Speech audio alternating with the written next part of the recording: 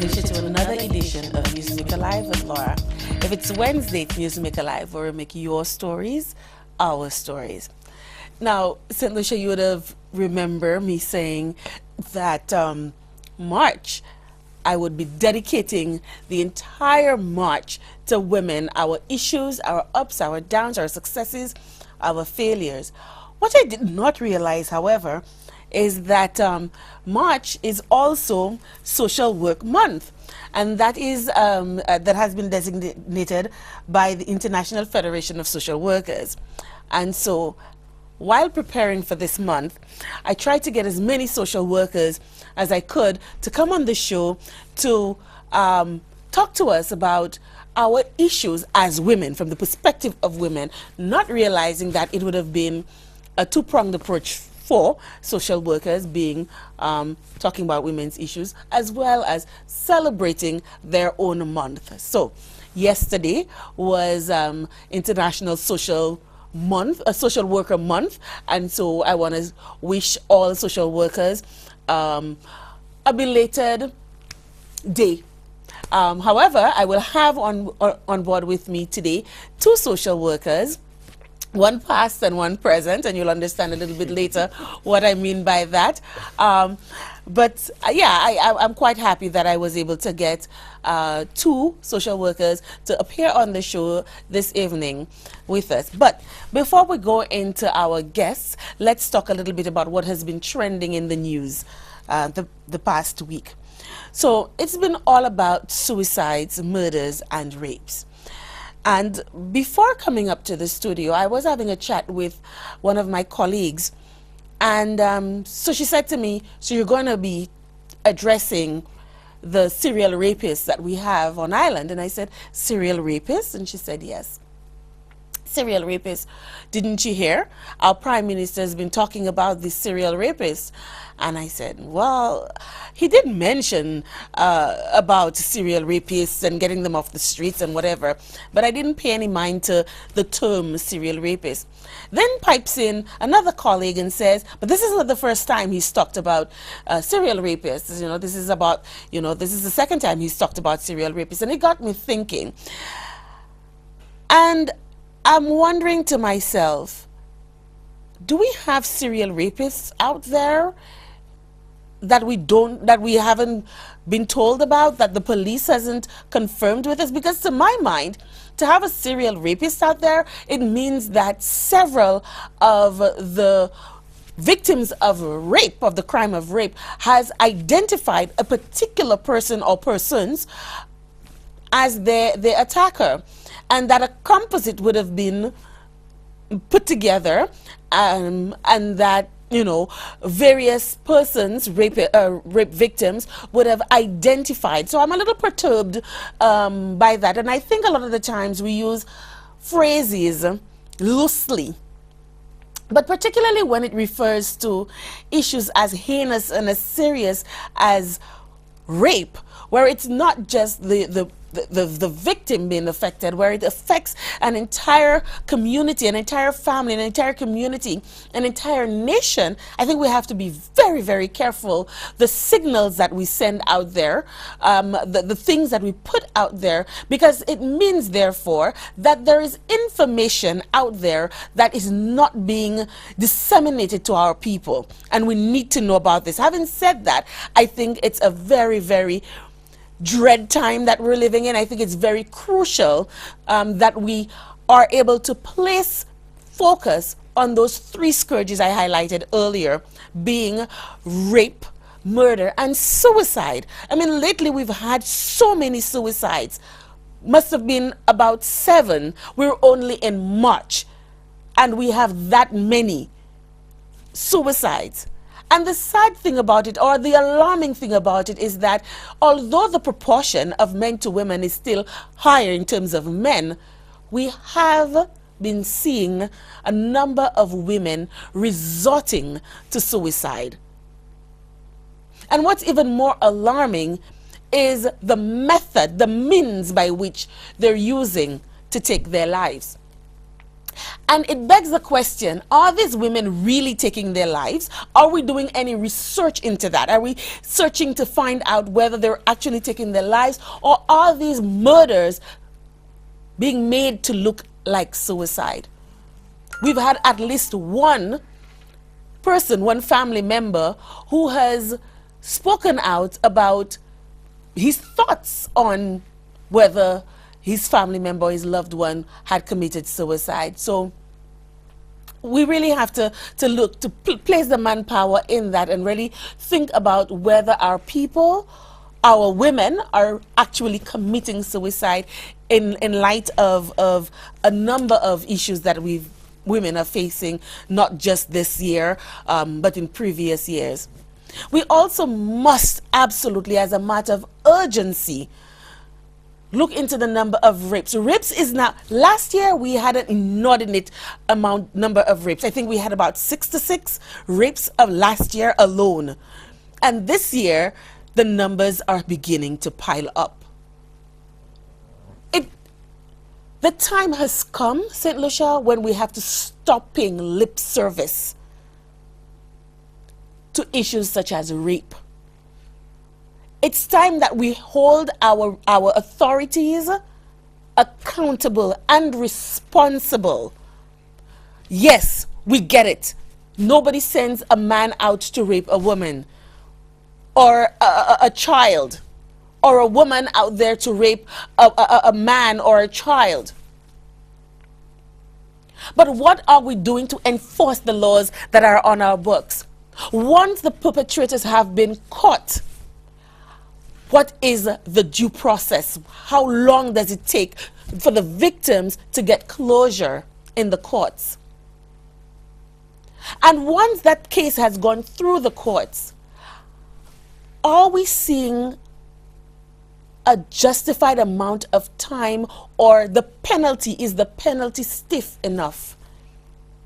You know, coming up to the studio, I was listening to the news, and this news item came up with this French national who was tried, sentenced, and released in 3 days. And I was aghast. I said, tried, sentenced, and released in 3 days. He was sentenced to 4 years imprisonment. Now, I know it was for the offense of murder, and he copped out to a lesser offense of manslaughter. But seriously, let us juxtapose it. And I'm not saying that murder is a more heinous or offensive crime than rape, because I think as long as you've raped a woman, as long as you've raped a person, you've effectively killed that person as they know themselves to be. In their place is a shell of their former self. No matter how strong that person is, no matter how much of an advocate that person becomes, that person is a shell of their former self. So the initial person is dead and another person takes their place. And in our minds, in our culture, in the rape culture that we currently live in, when a person has killed another person and gets 4 years for that offense, knowing how we downplay rape in our society, how much time can we expect a rapist to serve in prison? And if by some twist of fate he was unable to post bail and served 3 years waiting on remand, which really shouldn't, but let's just say spent a little over 3 years on remand, could we then see that person released after due process has taken place, because the sentence is equivalent to time already served? I think we really need to have a real look at our judicial system. We have to go over our constitution again, and to ensure that when crimes against humanity, against society have been committed, I don't care if you are a national or if you're not a national, there must be stiff penalties commensurate with the crime perpetrated.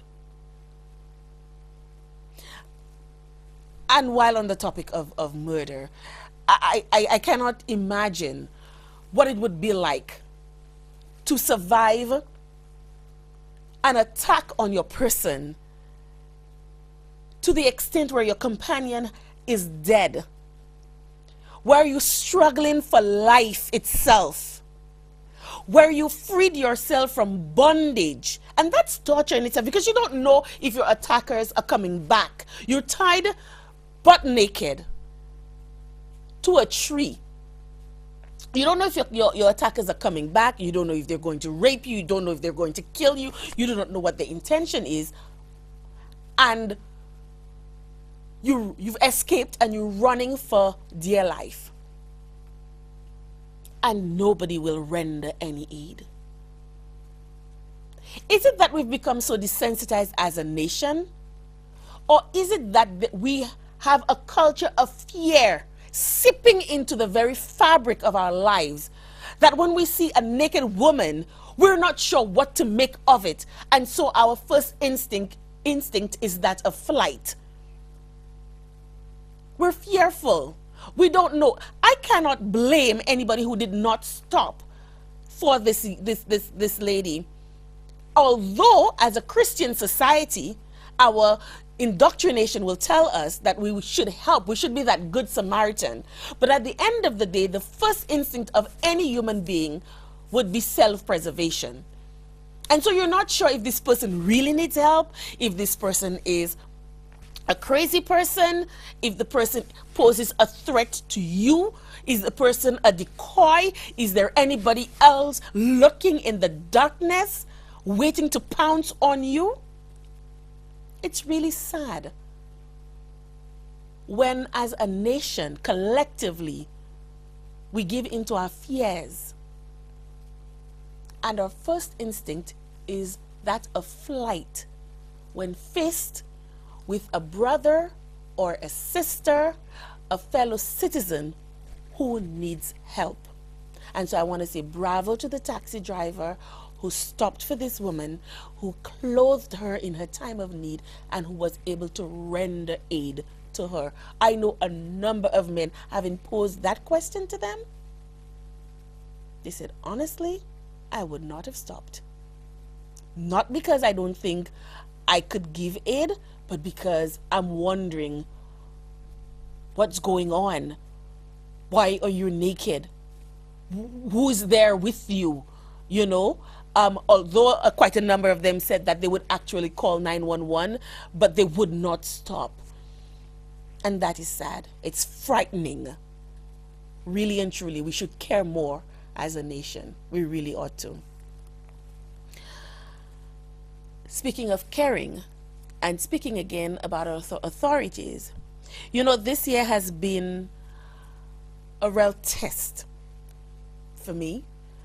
A lot of the issues that I speak to or I speak about have really manifested to me in a real way.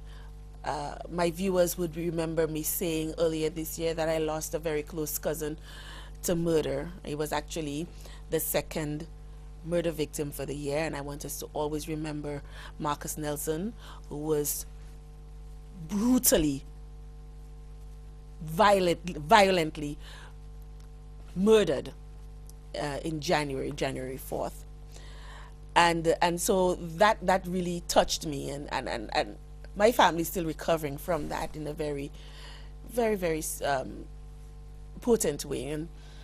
But this weekend, I had another experience. And I'm telling you, I have never felt fear like that. So instantaneous. I had two little relatives of mine who went missing from Friday afternoon to Saturday morning. They were 10 and 4 years old. They were a boy and a girl. And the fear I felt was so real. I just did not know what to do with myself. I first thing I did was to call the police. I started calling the media, and in trying to get information as to what was happening, I was told that the police had told us, my cousin, that there's nothing they could do in terms of searching for these little children, a little boy who's 10 years old and a little girl who's 4 years old. There's nothing that they could do to help or to look for these kids until 72 hours had passed. 72 hours.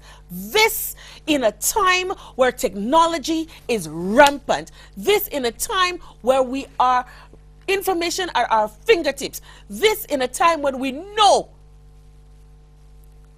what is acceptable globally. I am certain that every adult who has access to cable TV would have heard of the Amber Alert. And let me just tell you a little bit about what the Amber Alert is. An Amber Alert, or child abduction emergency, is a child abduction alert system. It originated in the United States in 1996, and AMBER is officially a backronym for America's Missing Broadcast Emergency Response. But it was actually named after a little girl, Amber Hagerman, who was 9 years old. She was abducted and murdered in Arlington, Texas in 1996. This means that as soon as a report is made of a missing minor, this Amber Alert goes out and law enforcement officers start immediately to search for this child or children. And so you can imagine how appalled I was upon learning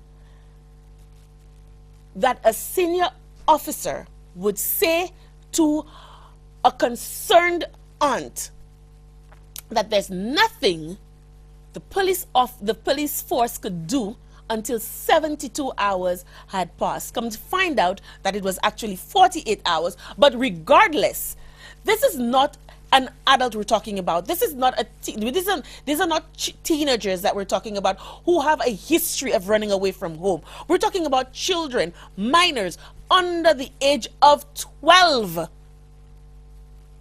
10 and 4, who went missing. And you're sitting there and you're saying to a concerned aunt that 72 hours haven't elapsed, so we can't do anything. We can't go looking for that child.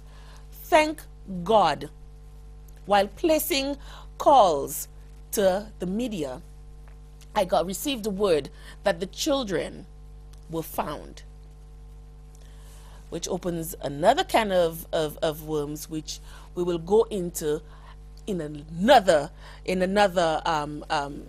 broadcast of NewsMaker Live. But can you imagine 72 hours, 48 hours even, before children, minors, can be looked for, can be searched for, before a search party can be put together to go look for these kids?